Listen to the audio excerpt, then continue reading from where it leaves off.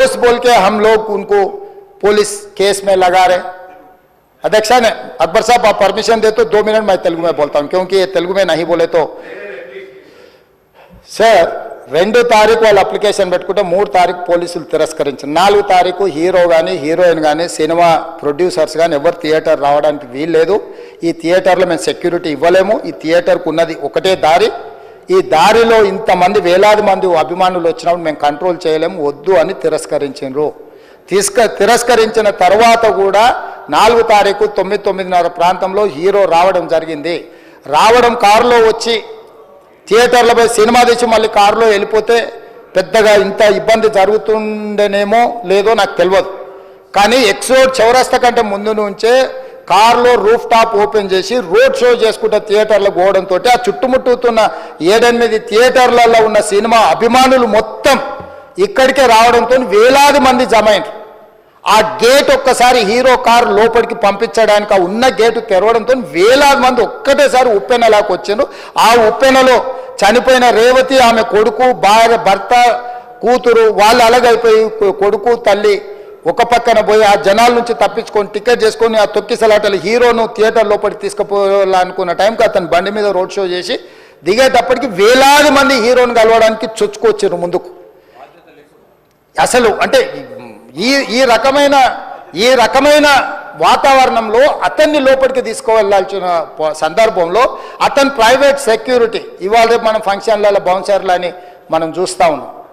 50-60 మంది సరిగ్గా లెక్క తెలియదు, 50-60 అని అంటున్నారు, నెంబర్ 4 ఎక్కువ తక్కువ. ఆ బౌన్సర్లు అందరు మీదికి వచ్చే అందరు అభిమానులను విపరీతంగా అడ్డంగా ఎట్లా పడితే అట్లా తోయడంతో అటు నుంచి అభిమానులు హీరోని చూడాలి, కలవాలని ఒకవైపు నుంచి వాళ్ళని హీరో దగ్గరికే రానియొద్దని ఆయన ప్రైవేట్ సెక్యూరిటీ వెనక్కి నెట్టడం వల్ల ఈ తొక్కిసలాటలో హీరో థియేటర్కి వెళ్ళి లోపలికి వెళ్ళి చూసినాక పోలీసులు ఈ మొత్తం క్రౌడ్ని ఈ మొత్తం అక్కడ ఉన్న జమైన జనాలను అందరిని కూడా తీస్తే ఒక తల్లి కొడుకు అక్కడ శవాలుగా పడి ఉన్నారు.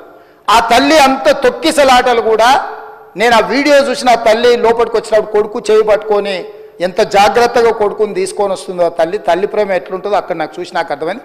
ఆ శవాలుగా మారిన తల్లి కొడుకు చెయ్యి ఇడవలే అధ్యక్ష, అట్లే చెయ్యి బిగ్గర పట్టుకొని పోలీసు వెళ్ళి చూస్తే ఆ తల్లి ఆ పిల్లగాడు ఆ తల్లి ఆ చెయ్యి వదలకుంటే కన్నబిడ్డను పట్టుకుని తల్లి చచ్చిపోయింది అధ్యక్ష. అట్లాంటి సిచ్యువేషన్లో పోలీసులు తల్లిని కొడుకుని హాస్పిటల్కి అక్కడ ఫస్ట్ ఎయిడ్ ట్రీట్మెంట్ చేసిండ్రు. పోలీసులు ఏం డాక్టర్లు కాదు, హుటాహుటిన తరలించిండ్రు. హాస్పిటల్కి వెళ్ళిన తర్వాత తల్లి చచ్చిపోయింది, పిల్లోడు కోమాలు ఉండు. ఆల్మోస్ట్ పోలీసులు పిల్లవాడు కూడా చచ్చిపోయింది అనుకున్నారు. బ్రెయిన్ డెడ్ అయింది, ఆక్సిజన్ అందక ఆ అబ్బాయికి. సో ఆ సిచ్యువేషన్లో వెనక్కి పోలీసులు వచ్చి హీరో గారికి విషయాన్ని తెలియజేసి హీరో గారు వెళ్ళిపోతే హీరో ఎందుకు వెళ్ళిపోవాలనుకున్నారు పోలీసులు అంటే ఇంకా వేలాది మంది అభిమానులు అక్కడనే ఉన్నారు. హీరో గారు థియేటర్లో కూర్చొని ఉండడం వల్ల సినీ ప్రముఖులు ఉండడం వల్ల ఈ బయట జమైన వేలాది మంది అభిమానులు అక్కడ నుంచి పోకుండా అక్కడనే ఉండడంగా థియేటర్ లోపల కూడా బాల్కనీలో టాప్ బాల్కనీలో హీరో కూర్చుంటే కింద నేల కింది నుంచి పై వరకు వెనక్కి తొక్కుట పైకెక్కి హీరో చేతులు కలపాలని కోతులు ఎగబడ్డట్టు కోట మీదకి కోతులు ఎగబడ్డట్టు ఉల్టా పైకి తొక్కిసలాట జరిగింది అధ్యక్ష. థియేటర్ వాళ్ళు పోలీసులను హీరో దగ్గరికి వెళ్ళి చెప్పడానికి కూడా అనుమతి ఇవ్వకుండా థియేటర్ వాళ్ళు పోలీసులను బ్లాక్ చేశారు అధ్యక్ష.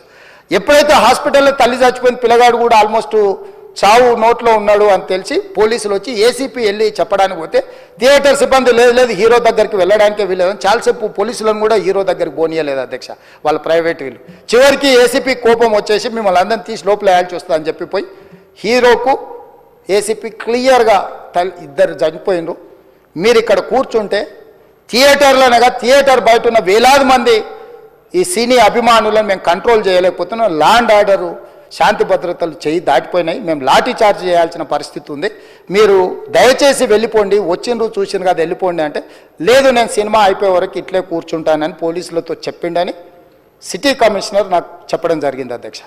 అదేవిధంగా ఇంకా కంట్రోల్ కాకపోవడంతో అప్పుడు డీసీపీ పై అధికారి రంగంలో దిగి వాళ్ళ అందరినీ లోపల వాళ్ళు ఎంబడున్న అడ్డుకుంటున్న వాళ్ళను పోలీసులతో జరిపించి చక్కగా డీసీపీ పోయి హీరో గారికి బయట చనిపోయినరు, పరిస్థితి చాలా గందరగోళంగా ఉన్నది, మీరు ఇక్కడ నుంచి కదలాల్సిందే లేకపోతే మిమ్మల్ని పోలీస్ స్టేషన్కు తీసుకెళ్లాల్సిన పరిస్థితి వస్తుంది, మీరు ఇక్కడ నుంచి కదలాల్సిందే అని బలవంతంగా అతన్ని సినిమా మధ్యలో 12 గంటల సమయంలో రాత్రి 12 గంటల సమయం అట్టిట్టుగా ఆ సమయంలో అతను తీసుకొచ్చి బండెక్కిస్తే మళ్ళీ అతను రూఫ్ టాప్ ఓపెన్ చేసి మళ్ళీ చేతులు ఊపుకుంటూ రోడ్ షో చేసుకుంటూ, అంటే తల్లి చనిపోయి పిల్లగాడు చావు బతుకుల మధ్యలో ఉన్నాడు, మీరు వెళ్ళండి అని వెనక్కి పంపిస్తే కూడా మళ్ళీ కారులో రూఫ్ టాప్ ఓపెన్ చేసి చేతులు ఊపుకుంటా అభిమానులను సంతోషపెట్టుకుంటా రోడ్ షో చేసుకుంటా అతను వెళ్ళిపోయింది అధ్యక్ష.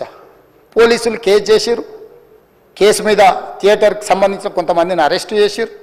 అరెస్టు చేసి 10-11 రోజుల తర్వాత పోలీసు హీరో గారింటికి వెళ్ళిండ్రు. మీరు కూడా కేసులో A11 మీ మీద కేసు ఉందని చెప్పడానికి పోలీసులతో దురుసుగా ప్రవర్తించిండు. మీరు ఆ వీడియోలన్నీ కూడా చూసిండ్రు. ఆ పరిస్థితిలో చట్టాన్ని అమలు చేసే పోలీసులు ఆల్రెడీ ప్రాణాలు పోయినాయి, ఒక నిరుపేద తల్లి చనిపోయింది, కొడుకు చావు బతుకుల మధ్యలో ఉన్నాడు. ఆ రోజు కోర్టులో కేసులు కూడా వస్తున్నాయి. కోర్టుకు కూడా మీరు విచారణలు ఏం చేసిండ్రని కోర్టుకు కూడా పోలీసులు జవాబు చెప్పాల్సిన పరిస్థితి ఉండే అధ్యక్ష. దాంతో మాట్లాడితే వాళ్ళు చాలా బాధ్యతారహితంగా సమాధానాలు ఇచ్చారని మా పోలీస్ సిబ్బంది చెప్తాను. దాంతోనే అతన్ని పోలీస్ స్టేషన్ తీసుకెళ్ళారు అధ్యక్ష.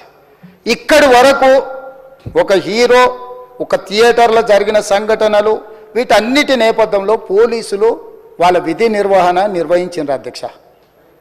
ఎప్పుడైతే అతను పోలీస్ స్టేషన్కు తీసుకెళ్ళిరో కొన్ని రాజకీయ పార్టీలు పైశాచికంగా ఎంత నీచంగా నన్ను తిట్టుకుంటా పోస్టులు పెట్టినరంటే, అంటే తెలంగాణ समाजంలో మలక్పేట్ बलाला साहब के कॉन्स्टिट्यूंसी के वोटर है उन लोग, मलकपेट के छोटे नौकरी, उसका नौकरी अकबर साहब वो 30,000 नौकरी करता है, उसके परिवार में कोई कमाई नहीं है, एक टिकट 3,000 रुपये में खरीदा, वो बच्चा उनका फैन है बोल के उनके परिवार 12,000 रुपये रखकर 4 टिकट खरीद के पिक्चर को गए। 30,000 महीने को कमाने वाले నెలకు 30,000 జీతంతో పనిచేసి ఒక ప్రైవేటు చిన్న దాంట్లో ఉద్యోగం చేసుకునే తండ్రి తన కొడుకు ఆయన అభిమానాన్ని కుటుంబము 12,000 రూపాయలు 3,000కు ఒక టికెట్ 12,000 రూపాయలు పెట్టి సినిమా థియేటర్కి వెళ్తే థియేటర్లో చనిపోయిన 11వ రోజు వరకు వీళ్ళు ఎవరు హీరో కానీ ప్రొడ్యూసర్ కానీ ఎవరు కానీ ఆ కుటుంబాన్ని చనిపోయిన కుటుంబాన్ని కానీ హాస్పిటల్లో చావు బతుకుల మధ్యలో ఉన్న పిల్లవాడిని పరామర్శించడానికి కూడా పోలేదు అధ్యక్ష. ఇది ఏ రకమైన మానవత్వం అధ్యక్ష? నాకు అర్థం కాలే. ఇలాంటి మానవత్వం లేకుండా వ్యవహరించిన వాళ్ళను పోలీసులు విధి నిర్వహణలో భాగంగా పోలీస్ స్టేషన్కు తీసుకెళ్తే ఒక ఆయన ట్విట్టర్లో పెడతాడు అడ్డగోలుగా 10 ఏళ్ళు మంత్రి చేసి ఉద్యమాలు చేసినామని చెప్పుకునేటోళ్ళు, ఉద్యమాల సమయంలో సినిమా షూటింగ్లో జరగొద్దని దాడులు చేసిన వ్యక్తులు ఇవాళ అతను భగవత్ స్వరూపుడు, అసలు అతన్ని పోలీసులు ముట్టుకుంటారా? అసలు ఈ రాష్ట్రం ఏమైపోతుంది? రాష్ట్రం ఉంటుందా? ఈ రకంగా రాజకీయ పార్టీలు అధ్యక్ష, రాజకీయ పార్టీలు ప్రజాప్రతినిధులుగా చనిపోయిన ప్రాణాల విలువ లేకుండా చావుకు కారణమైన ప్రత్యక్షంగా పరోక్షంగా అయిన వాళ్ళని పోలీస్ స్టేషన్కు విచారించడానికి పిలిస్తే కూడా అది కూడా తప్పుపట్టి ప్రభుత్వాన్ని బద్నాం చేయాలి, ముఖ్యమంత్రిని తిట్టాలని ఎంత నీచమైన భాష వాడింది అధ్యక్ష. యూట్యూబ్లలో మీరు చూడండి. నాకేముంటుంది అధ్యక్ష? ఏంది ఆ సినిమాకు స్పెషల్ రిలాక్సేషన్స్ ఇచ్చి ఇవాళ సినిమా ఏదైతే వ్యాపారం చేసిందో సినీ పరిశ్రమను ప్రోత్సహించాలని మొదటి వారం అత్యధికంగా సినిమా ధరలతో టికెట్లు అమ్ముకోవడానికి, స్పెషల్ షోలు వేసుకోవడానికి, బెనిఫిట్ షోలు వేసుకోవడానికి ప్రత్యేకమైన అనుమతులు ఇచ్చింది నా ప్రభుత్వమే కదా, మా ప్రభుత్వమే అధ్యక్ష. సినీ పరిశ్రమను ప్రోత్సహించాలనే మా విధానం. ప్రోత్సహించే క్రమంలో తెలంగాణ ప్రజల ప్రాణాలను ప్రాణాలు తీసుకుంటే కూడా వాళ్ళని ఏమనొద్దానంటే మీరు లా చేయండి అధ్యక్ష. మరి స్టేట్కు లా అథారిటీ ఉందో లేదో నాకు తెలియదు, కానీ star, film star, super stars or political stars is having some special privilege. If they murdered anyone also we need not to prosecute or otherwise we need not to book any case against these personalities అని మనం మీరు చట్టం చేస్తా అంటే సినీ ప్రముఖులకు కానీ రాజకీయ ప్రముఖులకు కానీ స్టార్లని ఫీల్ అయ్యే వాళ్ళ పట్ల ప్రత్యేకమైన చట్టం ఉంటుంది, వాళ్ళ మీద కేసులు పెట్టొద్దని మీరు ఏమైనా చట్టం చేస్తే ఆ చట్టం అమలు చేస్తాం అధ్యక్ష. ఈ రోజున్న డాక్టర్ బాబాసాహెబ్ అంబేద్కర్ ఇచ్చిన చట్టం ప్రకారము దీనికి కారణమైన వాళ్ళను ప్రత్యక్షంగా పరోక్షంగా కారణమైన వాళ్ళందరి మీద కేసులు కట్టి పోలీసులు విచారణ చేయాల్సిందే, బాధితులను శిక్షించాల్సిందే అధ్యక్ష. సో ఈరోజు ఆ కుటుంబాన్ని ఆదుకోవడానికి ఈరోజు కూడా ఆర్థికపరమైన విషయాల్లో కానీ దీంట్లో కానీ వాళ్ళు ఎవరు పెద్దగా ఆసక్తి, కనీసం సినిమా వాళ్ళు